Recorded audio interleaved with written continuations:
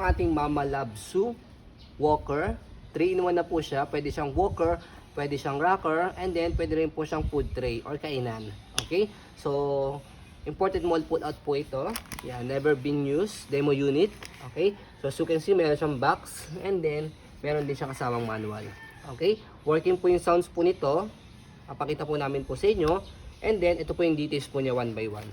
Okay? So, unahin po natin yung kanyang toys. Ayan. So, ito, ina-assemble po yan. Hindi ko na siya sinuksok na mabuti. Yan. Okay, yan yung toys niya.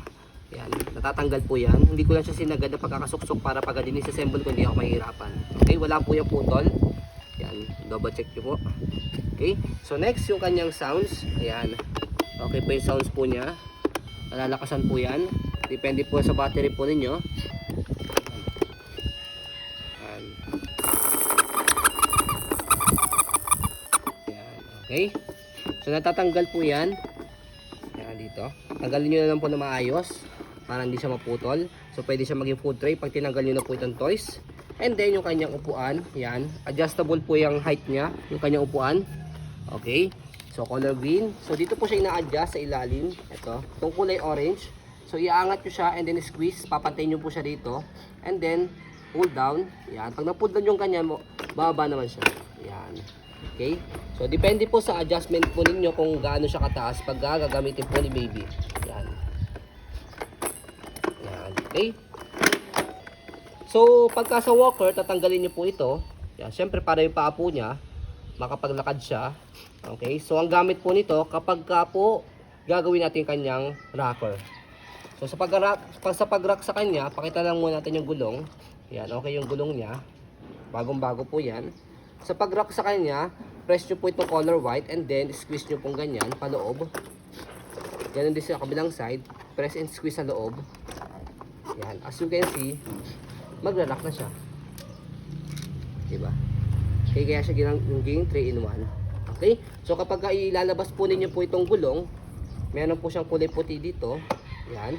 Saka sa kabilang side, dalawa po yan. Pe-press nyo po yon and then squeeze nyo po pabalik. Okay, ganun din po sa kabilang side.